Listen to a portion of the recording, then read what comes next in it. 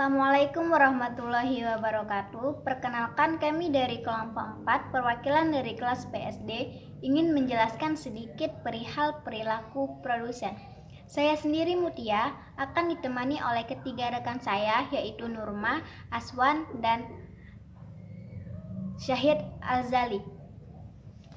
Sebelum saya ke materi, saya ingin menjelaskan sedikit kegiatan ekonomi. Ada 3 faktor yang menyebabkan adanya kegiatan ekonomi, yaitu produsen, distributor, dan konsumen. Ketiganya ini memiliki keterkaitan yang sangat erat sehingga tidak bisa dipisahkan. Dan juga kegiatan produsen merupakan peran penting dalam suatu kegiatan ekonomi, karena jika menghasilkan suatu produk, maka itu akan berdampak pula terhadap konsumen dan distributor dalam masyarakat.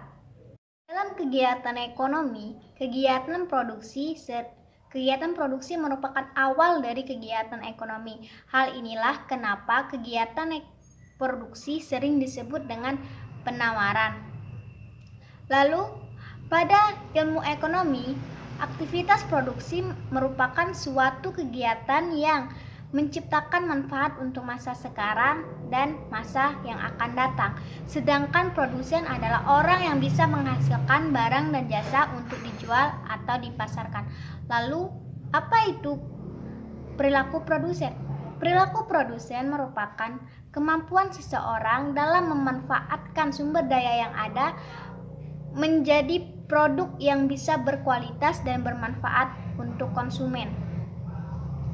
Dalam pandangan Islam, produksi menurut bahasa Arab berasal dari kata al-intaj yang berasal dari kata nataja. Namun, menurut ilmu fikih, mereka menggunakan kata tahsil yang dimana artinya adalah penghasilan atau menghasilkan sesuatu. Sama dengan Ibnu Khaldun yang menggunakan kata tahsil dalam produksi saat beliau membahas pembagian spesialisasi tenaga kerja. Dalam kegiatan produksi, kita bukan hanya menciptakan suatu produk yang tidak ada menjadi ada, melainkan kita juga harus menciptakan sesuatu dari unsur-unsur lama seperti alam menjadi bermanfaat. Di dalam Islam juga telah menegaskan bahwa manusia diharapkan bisa mengoptimalkan pikiran dan skillnya dalam meningkatkan permasalahan di dunia ekonomi seperti investasi.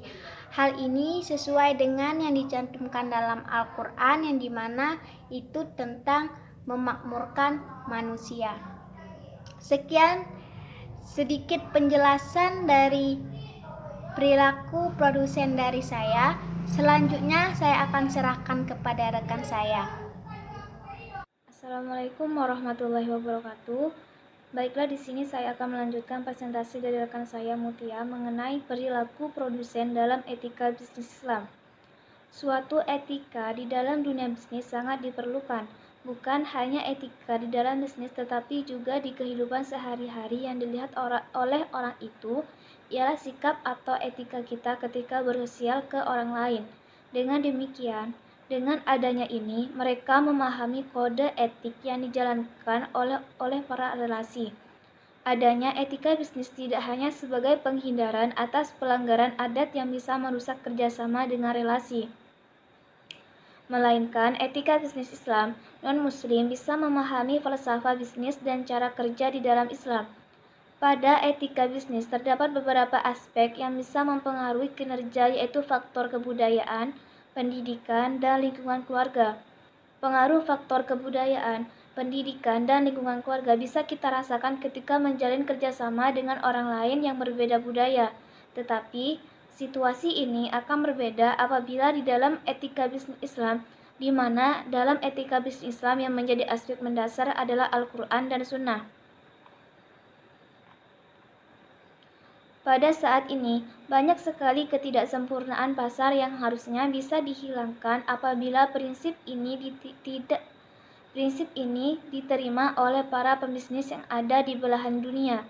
Prinsip perdagangan dan niaga ini sudah ada tercantum di dalam Al-Quran, dan sunnah, yang dimana itu perihal larangan melakukan sumpah palsu, memberikan takaran yang tidak benar, dan keharusan menciptakan itikad baik dalam transaksi bisnis.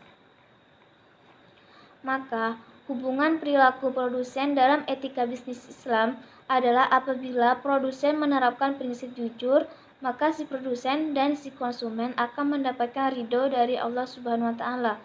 Apabila diterapkan dalam era modern ini, berbagai macam atau cara manusia dalam bertransaksi akan melahirkan dan memberi peluang terhadap perilaku produsen dan dalam kegiatan bisnisnya. Sehingga dibutuhkan pengetahuan produsen terhadap etika dalam berbisnis yang berorientasi pada kemaslahatan. Selain itu, ada juga prinsip ekonomi Islam dalam etika bisnis, yaitu pertama, Islam menentukan pekerjaan yang halal dan haram. Kedua, kerjasama kemanusiaan yang bersifat gotong royong. Ketiga, nilai keadilan dalam kerjasama kemanusiaan ditegakkan. Dengan adanya segala asumsi di atas, maka ketika seorang produsen menjalankan usahanya, yang perlu dijunjung tinggi adalah kejujuran dan keadilan serta kepercayaan yang telah dijalin dalam kerjasama. Sehingga sekalipun antar produsen berbeda budaya, pendidikan, lingkungan, keluarga, dan perbedaan yang lain, jika kejujuran, keadilan, dan kepercayaan atau kesetiaan ataupun iktikad baik yang menjadi barometer dalam berperilaku produsen, maka usahanya mencapai nilai guna secara dunia karena memiliki relasi yang variatif, juga sejahtera secara ukhawi karena mendapat berkah dalam usahanya. Kerjasama kemanusiaan ditegakkan.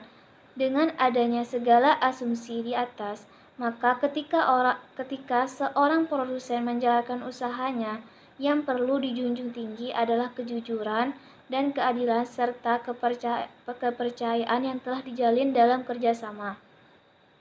Sehingga sekalipun antar produsen berbeda budaya, pendidikan, lingkungan, keluarga, dan perbedaan yang lain, jika kejujuran, keadilan, dan kepercayaan atau kesetiaan ataupun iktikad baik yang menjadi barometer dalam berperilaku produsen, maka usahanya mencapai nilai guna secara dunia karena memiliki relasi yang variatif, juga sejahtera secara ukhawi karena mendapat berkah dalam usahanya. Perkenalkan, nama saya Azwan. Saya akan melanjutkan presentasi dari Nurma.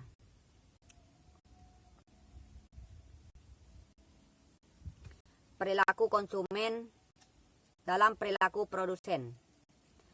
Dalam produksi, setiap produsen memiliki tujuan yang sama, yaitu mengoptimalkan produksinya agar keuntungannya juga maksimal.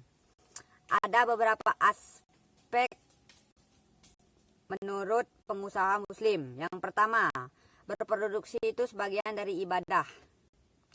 Yang kedua, faktor produksi yang digunakan untuk menyelenggarakan proses sifatnya yang tidak terbatas untuk menggunakan manusia, perlu berusaha mengoptimalkan segala kemampuannya yang telah Allah berikan. Yang ketiga, berproduksi bukan semata-mata untuk keuntungan tetapi untuk memanfaatkan kemaslahatan atau kesejahteraan manusia. Yang keempat, seorang muslim menghindari praktek produksi yang mengandung unsur haram, riba, pasar gelap, dan spiritual. Menurut Undang-Undang Nomor 8 tentang Pelindungan Konsumen yang dibuat diantaranya satu, pertama, menciptakan sistem perlindungan konsumen yang mengandung unsur keterbukaan, akses, dan informasi serta menjamin kepastian hukum. Yang kedua, melindungi kepentingan konsumen pada khususnya dan kepentingan seluruh pelaku usaha. Yang ketiga, meningkatkan kualitas barang dan pelayanan jasa. Yang keempat, memberikan perlindungan kepada konsumen dari praktek usaha yang menipu atau yang sangat merugikan. Kehadiran Undang-Undang Nomor 8 tentang perlindungan konsumen, perlu ada upaya law enforcement, penegakan hukum, karena kehadiran belum dirasakan secara merata oleh seluruh lapisan konsumen, karena minimnya sosialisasi sehingga konsumen masih merasa dirugikan. Dengan demikian, seluruh lapisan konsumen, karena minimnya sosialisasi sehingga konsumen masih merasa dirugikan.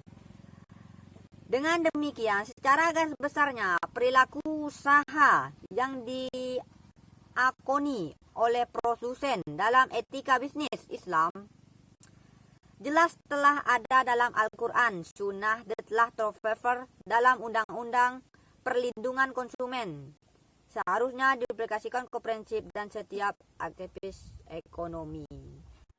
Selanjutnya, pola produksi. Berdasarkan pertimbangan kemaslahatan itulah, menurut Muhammad Abdul Manan, pertimbangan perilaku produsen tidak semata-mata didasarkan pada permintaan pasar. Kurva permintaan pasar tidak dapat memberikan data sebagai landasan bagi suatu perusahaan dalam mengambil keputusan tentang kuantitas produksi. Sebaliknya, dalam sistem konvensional, perusahaan diberikan kebebasan untuk berproduksi, namun cenderung terkonsentrasi pada output yang menjadi permintaan pasar, sehingga dapat menjadikan kebutuhan real masyarakat terabaikan. Dari sudut pandang fungsional, produksi atau proses fabrikasi merupakan suatu aktivitas fungsional yang dilakukan oleh setiap perusahaan untuk menciptakan suatu barang atau jasa sehingga dapat mencapai nilai tambah. Dari fungsinya demikian, produksi meliputi aktivitas produksi sebagai berikut: apa yang diproduksi, berapa kuantitas produksi, kapan produksi dilakukan, mengapa suatu produksi diproduksikan, bagaimana proses produksi dilakukan, atau siapa yang memproduksi. Berikut akan dijelaskan sekilas mengenai ketujuh aktivitas produksi.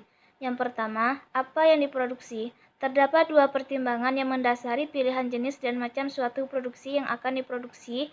Ada kebutuhan yang harus dipenuhi, masyarakat, primer, sekunder, tertier, dan ada manfaat positif bagi perusahaan dan masyarakat, harus memenuhi kategori etis dan ekonomi. Kedua, berapa kuantitas yang diproduksi bergantung kepada motif dan risiko. Jumlah produksi dipengaruhi dua faktor, item dan extem. Faktor item meliputi sarana dan prasarana yang dimiliki perusahaan, faktor modal, faktor SDM, faktor sumber daya lainnya.